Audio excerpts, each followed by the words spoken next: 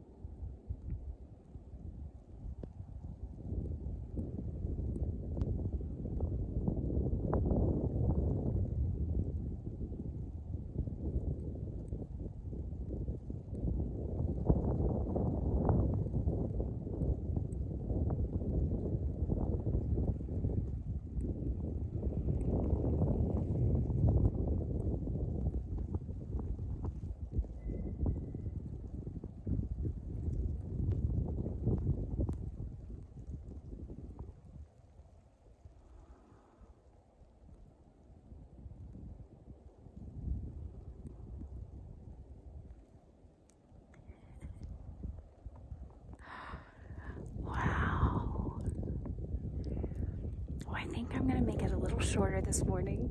I feel like the postman. Come rain, come sleet, come snow, come hail.